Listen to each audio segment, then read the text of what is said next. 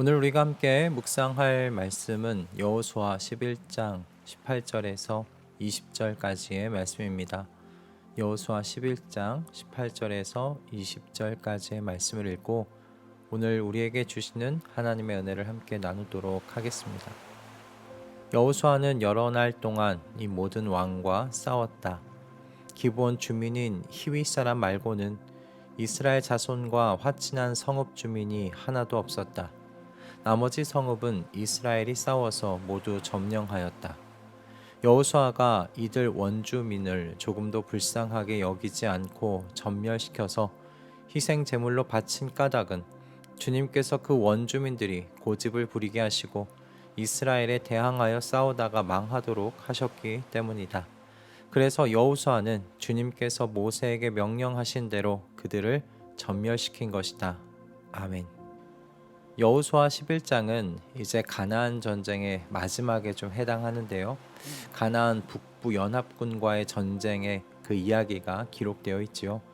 이스라엘이 가나안 땅 중부 지역으로 들어가서 먼저 남부 지역으로 내려가 그 남부 지역에 있는 왕들의 그 영토를 점령했다는 이야기를 이제 북부 지역에 있는 화솔 왕 야빈이 들었습니다. 그리고 이 소식을 들은 북부 지역의 왕들이 이제 이스라엘에 대항하기 위하여 연합하지요.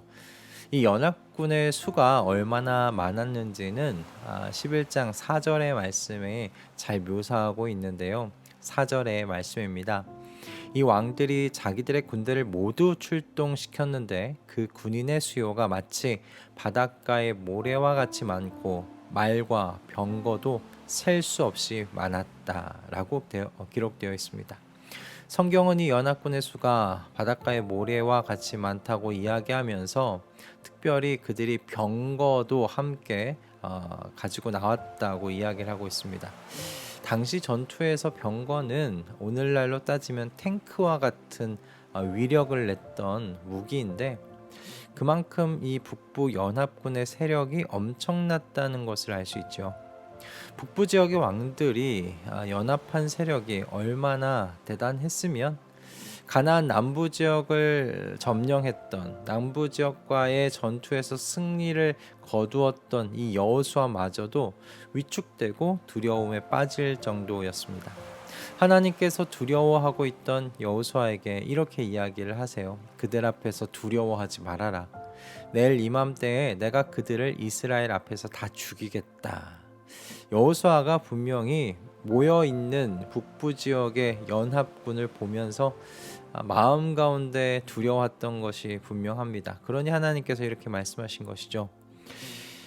그런데 하나님께서 정말 이렇게 말씀하신 대로 그 다음날 메론 물가에 진을 친 북부 연합군을 이스라엘 군대가 습격해서 대승을 거둘 수 있도록 하나님께서 하셨습니다. 이렇게 대단한 세력을 자랑했던 북부 연합군이 패배한 이유가 무엇인가? 성경의 증언은 간단합니다.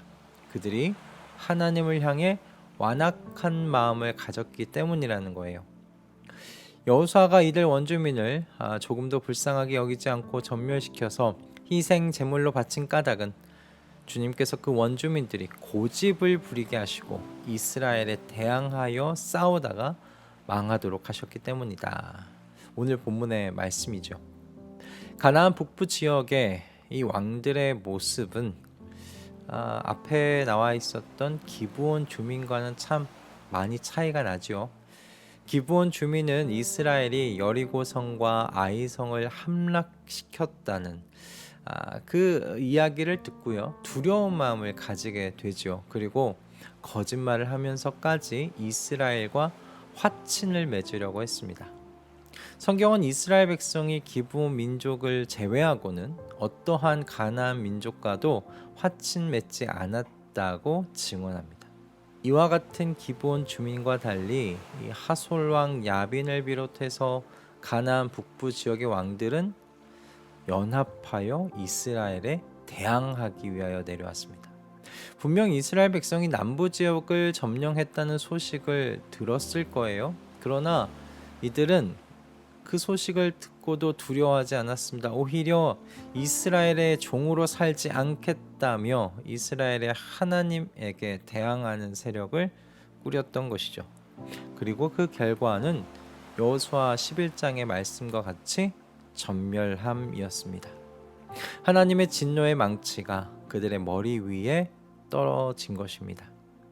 물론 오늘 본문의 말씀이 하나님께서 이 원주민들이 고집을 부리게 하셔서 이스라엘에게 대항하여 싸우다가 망하게 하셨다고 말하고 있지만 이 또한 그들의 선택이었다는 것은 부인할 수 없어요. 오늘의 본문을 통해 저희가 확실하게 지금 볼 수 있는 메시지는 이겁니다. 하나님을 향하여 완악하며 고집스러운 그 단단한 마음의 소유자들이 가지게 되는 비참함이라는 거예요. 하나님을 향해 단단한 마음을 가졌던, 굳은 마음을 가졌던 가나안 민족은 모두 망했습니다. 오늘의 말씀을 읽어보면 하나님께서 가나안 민족을 심판하시기 위해 그들의 마음을 이집트의 바로 왕과 마찬가지로 완악하게 두셨다는 것을 알 수 있어요.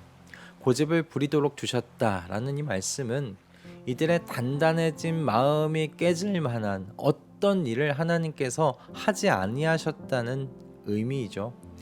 어려운 말로 유기하였다 말하기도 하는데 그냥 놔두신 겁니다.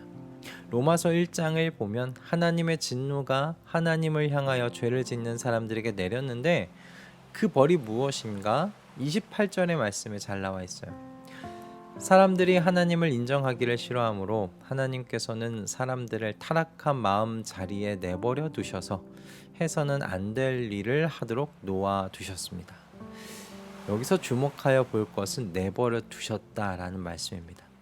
하나님께서 간섭하지 않으신 거예요. 그들 마음대로 하고 싶은 대로 하면서 살도록 놔두셨다는 겁니다. 여러분, 하나님께서 만지지 아니하시는 인생만큼 비참한 인생 없습니다.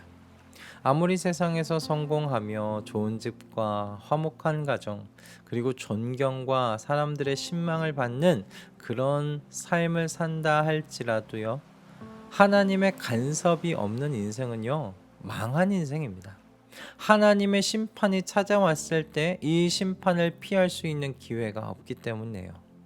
그러므로 하나님을 두려워하는 만큼 여러분 복받은 마음 없습니다. 기브온 민족을 기억하세요. 그들은 여리고성과 아이성을 함락시킨 이스라엘의 그 하나님에 대한 이야기를 듣고요, 하나님을 무서워해서 이스라엘과 화친을 맺었습니다. 평생에 영원히 이스라엘의 종으로 살겠다며 이스라엘 안으로 들어왔고요. 그 결과가 무엇이었습니까? 기브온 민족만큼은 가나안 땅을 휩쓴 하나님의 심판의 철퇴를 피할 수 있었습니다. 여러분, 하나님을 두려워하는 마음은 특별한 마음입니다. 하나님께서 만지시고 간섭하신 마음이기 때문에 그래요. 아무나 하나님의 심판을 두려워하여 십자가의 예수 그리스도에게로 피하지 않습니다. 바울 사도가 고린도 교회에게 이렇게 이야기하지 않습니까? 복음이 유대 사람들에게는 거리끼는 것이고 이방 사람들에게는 어리석은 이야기라고 말입니다. 그러나 십자가의 예수 그리스도, 이 복음이요, 저와 여러분과 같이 하나님께서 간섭하신 그 마음을 가진 사람들에겐 어떤 소식이라고 이야기합니까? 그러나 부르심을 받은 사람에게는 유대 사람에게나 그리스 사람에게나 이 그리스도는 하나님의 능력, 하나님의 지혜입니다. 아멘. 세상의 사람들은 어떻게든 강해지려고 합니다. 강한 힘, 강한 마음을 가지는 것, 그것을 미덕으로 여기죠. 내 힘으로 내 인생의 여러 문제를 해결하며 살아왔다는 것에 자부심을 가지기도 합니다. 그러나 성경은 여러분에게, 저희 모두에게 강한 사람이 되는 것을 가르치지 않는다는 걸 기억하십시오. 성경이 대신 가르치는 것은 무엇이냐면요, 하나님을 향해 부드러운 마음을 가진 사람이 되라는 것입니다. 그리고 더 나아가서 정말 역설을 가르치죠. 어떤 역설인가? 약할 때 그것이 우리의 강함이 된다는 신앙의 역설입니다. 하나님 앞에 부드러운 마음을 축복으로 여길 줄 아는 저희가 되기를 바랍니다. 하나님의 말씀에 이 심령이 쿵쾅거릴 줄 알고 눈물 흘릴 줄 알고 가슴 졸이면서 두려워하는 가운데 회개할 줄 아는 여러분, 그 마음 가진 것이 복받은 것입니다. 여러분, 이 사실을 잊지 마십시오. 이와 같은 성도가 하나님 나라에서 강한 사람이에요. 세상에서 그러므로 여러분 강한 사람 되려고 하지 마시고 하나님 나라에서 강한 자가 되기를 애쓰시는 저희 모두가 되기를 주님의 이름으로 축복합니다.